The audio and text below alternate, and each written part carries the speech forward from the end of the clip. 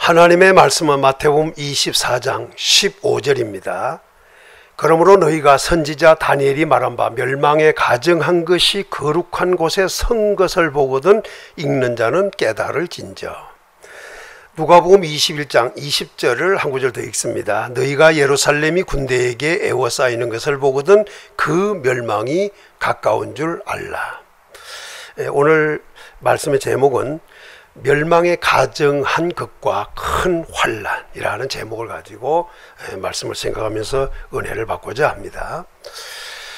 전에 말씀을 계속하고 있습니다. 반복해서 말씀을 하면 예수님이 감람산에 앉으셨을 때 제자들이 와서 물었습니다. 어느 때에 이런 일이 있겠습니까? 주의 임하심과 세상 끝에는 무슨 징조가 있겠습니까? 라고 물었습니다. 어느 때에 이런 일이 있겠습니까? 라고 한 것은 돌 위에 돌 하나도 남기지 않고 무너뜨려지리라. 성전을 가리켜 예수님이 하신 말씀에 대한 질문이었고, 두 번째는 주님의 재림에 대한 물음이었고, 세 번째는 세상 끝에 있을 징조에 대하여 물었습니다.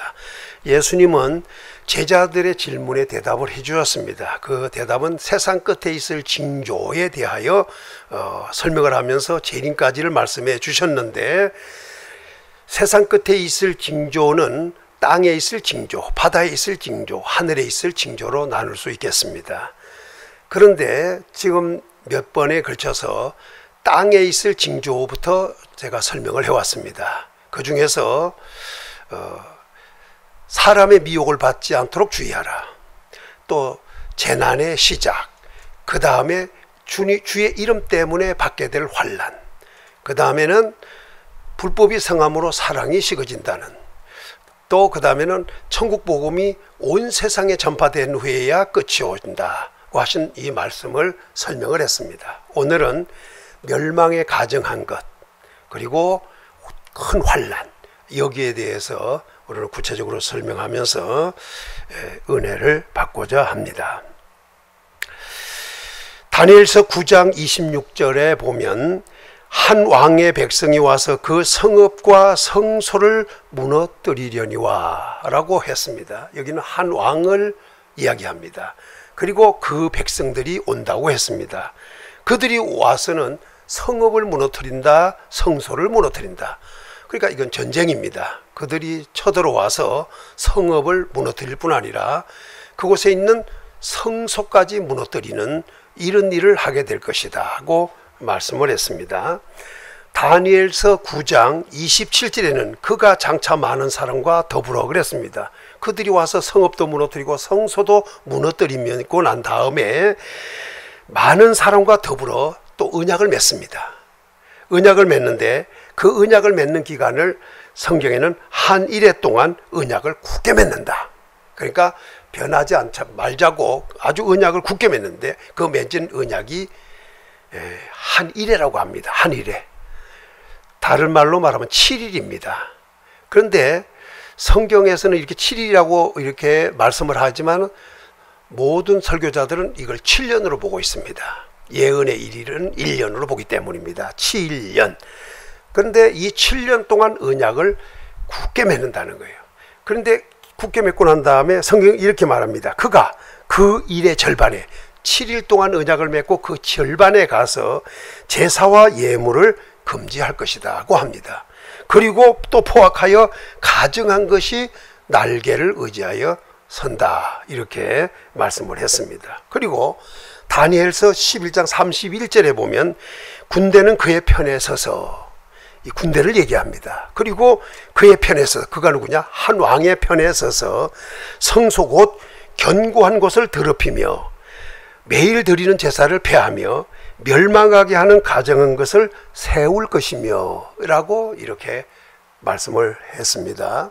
자, 여기서 세 종류가 나옵니다. 하나는 왕, 그것도 한 왕, 그 다음에 두 번째는 그의 군대, 다른 말로 말하면 그의 백성, 그 다음에 세 번째는 그들에 의하여 세워질 가증한 것, 이렇게 세 사람을 이야기하고 있습니다.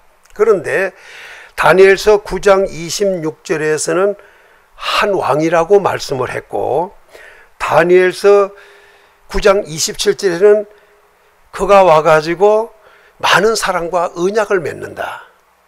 그러면서 그것도 한 일해 동안 언약을 맺는다. 그리고 언약 절반에 가서 제사와 예물을 금지하고 포악하여 가정한 것을 세운다. 이렇게 말을 해요. 그러나 다니엘서 11장 31절에는 군대는 그의 편에 서서, 이 그의 편이라고 하는 것은 군대가 한 왕의 편이 되어 가지고 성소 곧 견고한 곳을 더럽히고 매일 드린 제사를 폐하고 멸망하게 하는 가정한 것을 세운다. 이렇게 말씀을 했습니다. 27절에서는 한 왕이 제사를 폐하고 제사를 금지하고 예물을 금지하고 멸망에 가정한 것이 날개를 의지하여 선다. 이렇게 표현했지만 다니엘서 11장 31절에는 군대가 한 왕의 편이 되어가지고 성소 곧 견고한 곳을 더럽히며 매일 드린 제사를 폐하며 멸망케 할 가정한 것을 세운다. 이렇게 말합니다. 그러니까 27절에서는 한 왕이 그렇게 한다고 표현했고 다니엘서 11장 31절에는 군대가 그의 편에 서서 그렇게 한다. 이렇게 말씀을 했습니다. 그러나 군대가 한다 했든 한 왕이 한다 했든 그들은 한 무리로서 하고 있기 때문에 결국 한 왕의 지시에 의해서 이렇게 하게 된다. 이런 말씀이 되겠습니다. 그런데 한 왕이라는 말을 썼고 또 더 나가서 그 왕이 언약을 맺는 왕으로 이렇게 표현을 합니다. 그리고 그 왕을 얘기할 때 다니엘서 11장 28절에 보면 북방왕이다. 북방왕이라 이렇게 말씀을 하고 있습니다.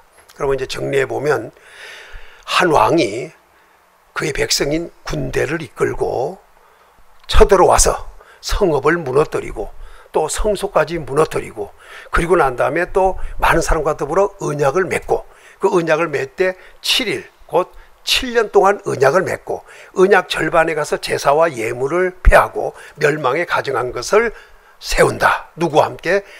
한 왕과 그의 군대들이 그렇게 한다. 그런데 그 한 왕이 누구냐? 북방왕이라 이렇게 말을 했습니다. 그런데 이 북방왕이 이렇게 언약을 맺고 돌아갑니다. 돌아가면서 많은 재물을 가지고 돌아갑니다.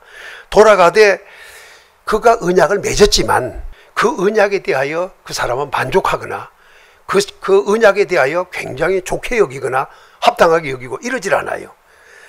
28절에 보니까 그는 마음으로 거룩한 언약을 거스리며 거룩한 그 언약을 거스린다는 거예요. 뭘로? 마음으로. 그리고 자기 마음대로 한다는 거죠. 그러면서 30절에 보면은 맺은 거룩한 언약에 분노하였고 마음으로는 그 언약을 거스리고 언약을 맺어놓고도 그 언약 맺은 거에 대하여 분노를 표시한다는 거예요. 분노가 생기는 거죠. 그리고 또 돌아가서는 뭐라고 생각하냐면 그 언약을 누가 배반하지 않는가 하고 또 살핀다는 거예요. 그런데 32절에 가서는 또 언약을 배반하고 이렇게 말을 해요. 그러니까 이 한 왕이 그 북왕왕이 언약을 맺어놓고는 마음으로는 거스리고 그리고 그 언약에 대하여 맺어놓고는 분노하고 그리고 또 그 언약을 또 누가 배반하지 않을까 하고 살피고 그러고 난 다음은 자기가 그 언약을 또 배반해 버리는 거예요. 그래서 언약을 배반해 갖고 언약 절반의 언약을 깨는 이런 일이 벌어진다는 것이 오늘 성경입니다. 그래서 북방왕인 이 한 왕은 군대를 이끌고 와가지고 성소를 무너뜨리고 성읍까지 무너뜨리는 전쟁을 하고 그리고 조약을 맺고 7년 동안 언약을 맺고 돌아가서는 그 언약에 대하여 훗날에 배반해버리는 그것도 오래가지 못하고 언약 절반에 가서 그 언약을 깨버리는 이런 일을 한다. 이게 바로 그 한 왕, 곧 그 왕을 북방왕이라 이렇게 말씀을 했습니다. 그리고 북방왕의 절대적인 힘이 되어주는 게 뭐냐? 군대입니다. 군대. 이 군대는 누가복음 21장 20절에도 군대 예루살렘이 군대에게 에워싸이는 것을 보거든 그랬잖아요.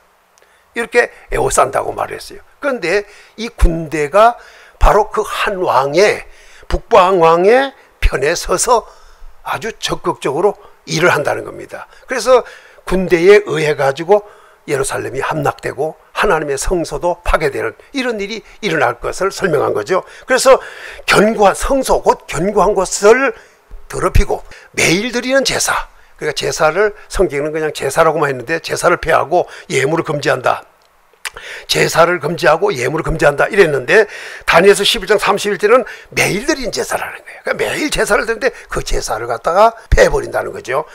그리고 이 군대와 한 왕과 군대, 그 북왕과 군대는 가정한 것을 세운다는 거예요. 그런데 마태복음에는 멸망에 가정한 것이 거룩한 곳에 선 것을 보거든 그랬잖아요. 그래, 그게 설 곳이 거룩한 곳이라 이렇게 말씀을 했습니다. 그런데 다니엘서 11장 31절에서는 멸망하게 하는 가정한 것 그랬습니다. 그런데 다니엘서 12장 11절에는 멸망하게 할 가정한 것, 그러니까 구분해서 네 가지로 얘기했습니다. 마태복음에서는 멸망의 가정한 것, 그리고 그냥 가정한 것, 그 다음에 멸망하게 하는 가정한 것, 그 다음에 멸망할 가정한 것, 이렇게 얘기했습니다. 그러나 결국 한마디로 얘기하면 이 멸망에 가정한 것은 멸망하게 하는 존재다, 이 말씀을 하고 있는 것입니다.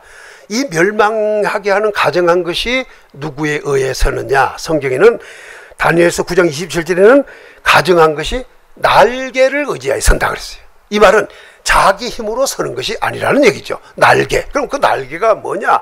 이걸 다니엘서 11장 31절에는 군대에 의해서 세워진다, 이런 말을 하고 있는 겁니다. 군대. 예?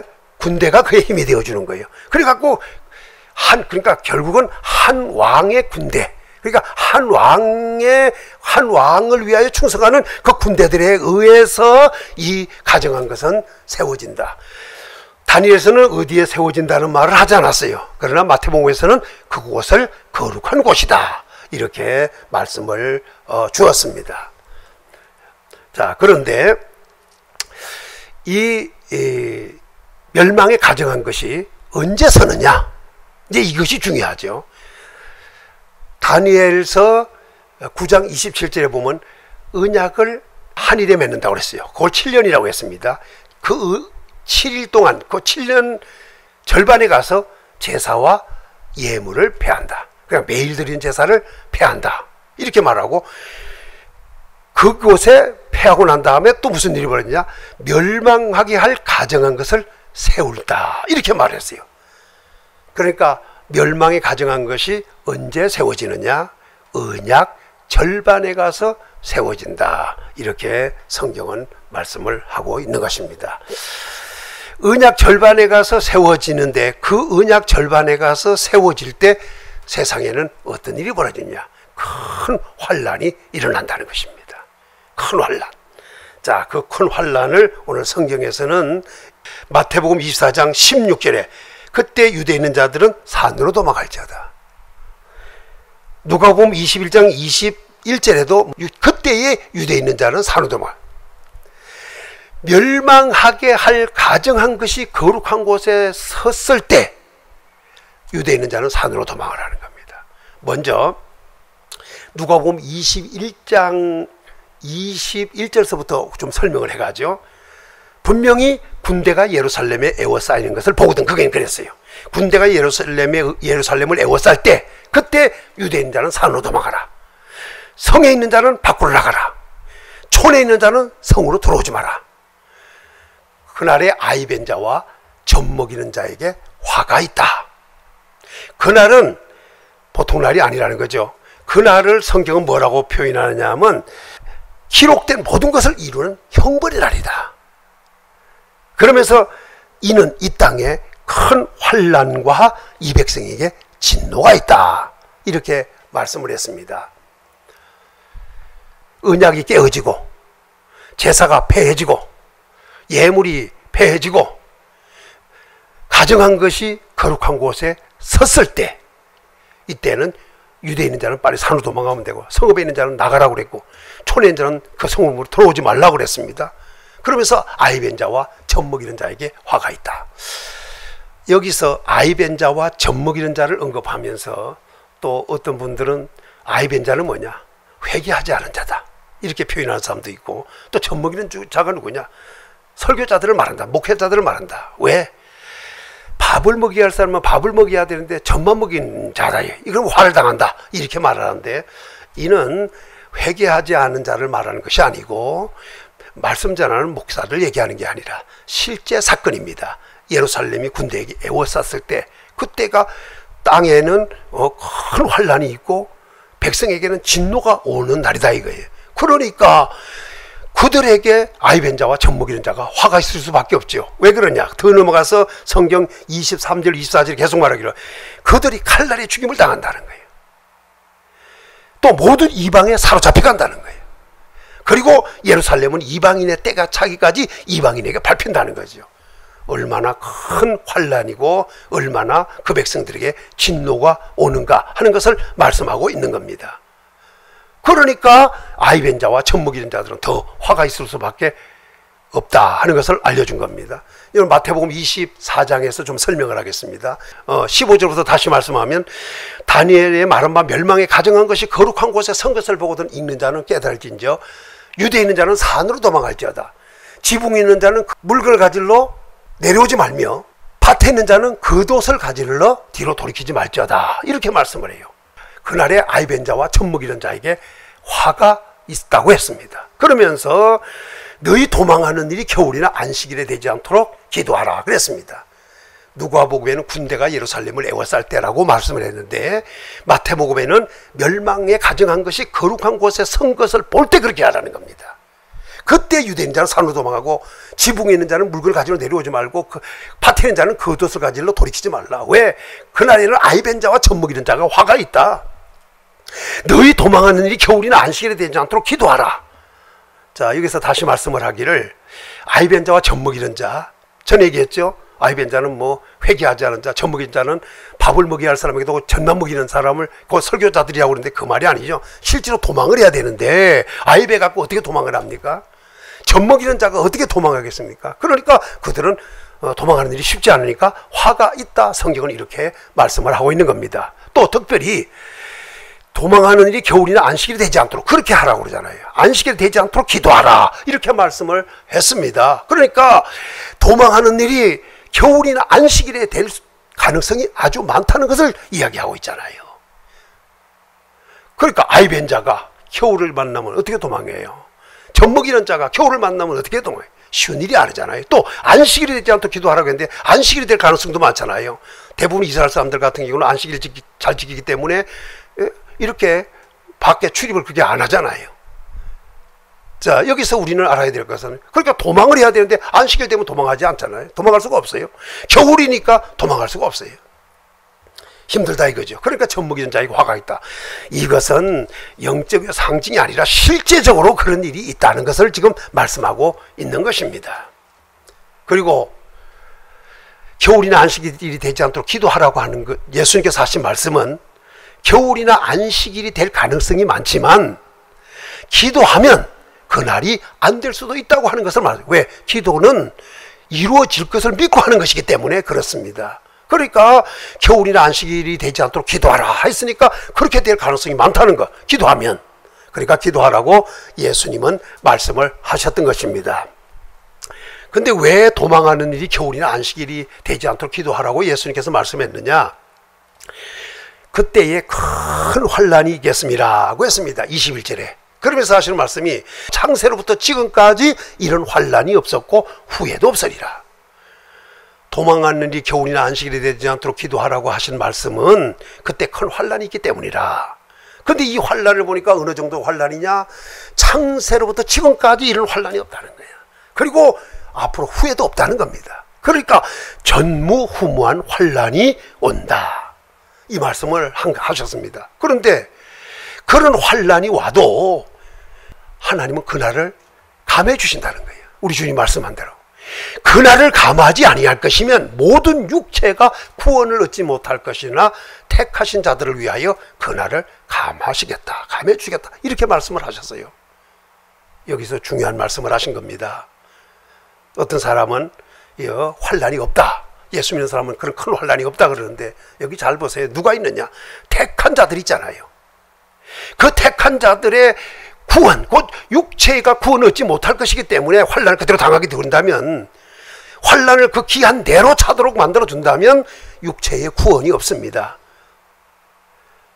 육체의 구원을 위하여 그날을 감해준다고 그랬습니다. 감해준다. 말하자면 죽여준다. 이 말씀이잖아요. 환란이 그 기간대로 다 차도록 두는 것이 아니라 그 기간을 감해 주셔가지고 그들이 육체의 구원을 얻게 해주겠다. 그러면 이때도 택함 받은 자가 그 환란에 있다는 말입니다. 그리고 마태복음 그 24장에서 우리 주님이 이제 구름 타고 오실 것입니다. 오실 때 천사들을 하늘 이 끝에서 저 끝까지 보내가지고 택한 자들을 전부 모으신다고 그랬잖아요. 그 택함 받은 사람들이 바로 이 사람들이에요. 앞으로 이 끝 저 끝에서 불려갈 사람들. 그러니까 이 사람들이 환란 중에도 있었다는 얘기를 지금 하고 있는 것입니다. 말씀을 다시 한번 확인하고 정리해 보면 이렇습니다. 앞으로 한 왕인 북방 왕이 전쟁을 일으켜서 성읍을 파괴할 것이고 성소까지 무너뜨리는 이런 일을 할 것입니다. 그리고 그 한 왕은 많은 사람과 더불어 언약을 맺습니다. 언약을 맺고 언약을 맺되 7일 동안 언약을 맺습니다. 7일은 7년을 의미합니다. 근데 맺기는 7년 동안 맺어놓고 언약 절반에 가서 매일 드리는 제사를 폐하고 예물까지 금지해서 폐해버립니다. 그리고 성소에 바로 멸망하게 할 가정한 것을 세웁니다. 그래서 멸망에 가정한 것은 한 왕과 그의 군대에 의해서 세워지게 될 것입니다. 그 세워질 그때 제사가 폐해지고 멸망에 가정한 것이 세워질 그때가 바로 7일 중에 절반입니다. 이때부터 대환란이 시작된다 그 말입니다. 그때 있을 환란이 대환란입니다. 그러니까 한 왕에 의하여 맺어진 언약의 절반에, 그리고 그들에 의하여 그 왕과 그의 군대들에 의하여 세워질 멸망하게 할 가정한 것이 세워질 그때가 바로 대환란이 시작되는 시점이 되는 것이다. 그리고 그 대환란이 올 때 도망해야 된다. 마태복음의 말씀으로는 유대인 자는 산으로 도망하라. 지붕 있는 자는 물건을 가지러 내려오지 마라. 밭에 있는 자는 겉옷을 가지러 돌이키지 말라. 누가복음의 말씀으로 보면은 유대인 자는 산으로 도망하라. 그때는 군대가 예루살렘을 에워쌌을 때. 그리고 성 안에 있는 자는 나가라. 촌에 있는 자는 들어오지 말라. 아이벤 자와 젖먹이는 자가 화가 있다. 누가복음에서는 칼에 죽임을 당하고 이방에 사로잡혀가고 예루살렘은 이방인의 때가 차기까지 이방에 집합히는 일이 일어나고, 마태복음에서는 젖먹이는 자와 아이벤 자에게 화가 있는데 도망하는 일이 겨울이나 안식일이 되지 않도록 기도하라. 그때에 큰 환란이 있다. 그 날들을 감하지 않은 모든 육체가 구원 얻지 못할 것이나 택한 자들을 위하여 그 날을 감해 주시겠다. 이렇게 말씀을 했습니다. 틀린 말씀 같으나 같은 말씀입니다. 마태복음은 멸망에 가정한 것을 기준으로 해서 말씀을 한 것이고, 누가복음에는 예루살렘이 군대에게 에워싸이는 것이라는 말씀을 했습니다. 이 말은 다시 정리하면 마태복음은 성소를 중심하여 한 말씀이고, 누가복음은 나라, 이스라엘, 예루살렘 그 자체에 통틀어서 얘기한 것이다. 그리고 마태복음은 멸망에 가정한 것을 기준해서 말씀을 해놓은 것이고, 누가복음과 다니엘서에서 주로 말씀한 것은 한 왕, 곧 북방 왕에 의하여 전쟁이 일어나고 조약이 맺어지고, 그 다음에 그와 그 군대에 의하여 제사가와 예물이 폐해지고, 그 다음에 멸망에 가정한 것을 그들이 세워가지고 그들로 하여금 미혹해하는, 이런 일이 일어나게 될 것이다. 이것을 설명한 것이 마태복음과 누가복음의 말씀입니다. 한 왕, 그 다음에 그의 군대, 그리고 멸망에 가정한 것, 그리고 그들이 섰을 때부터 언약에 파괴되고 그 멸망에 가정한 것이 섰을 때 대환란이 온다. 그 환란은 전에도 없고 창세 이후로 없었고 후에도 없는 전무후무한 환란이다. 다니엘은 12장 1절에 대군 미가엘이 일어날 것이요 또 환란이 있으리니 개국 이래로 없던 환란이야. 다니엘 11장과 계속 연결하면 이해가 되는데, 분명히 나라가 세워진 이래 없던 대환란이라 하므로 전무후무한 환란, 이런 환란이 일어날 것을 말씀을 해 주었습니다. 그러나 택한 자들을 위하여 그날은 감해해 주시겠다고 하므로 택한 자들이 받을 복을 설명을 했습니다. 오늘은 한 왕, 북방왕을 얘기했습니다. 그러면 그의 군대를 말했습니다. 그리고 그들에 의하여 세워질 멸망에 가정한 것을 얘기했습니다. 그들이 등장하여 그들이 세워짐으로 말미암아 되어질 대환란에 대하여 설명을 했습니다. 성도 여러분, 세상 끝에 있을 징조 중에 멸망하게 할 가정한 것과 큰 환란을 말씀을 해주는데, 이것이 바로 세상 끝에 있을 징조 중 하나입니다.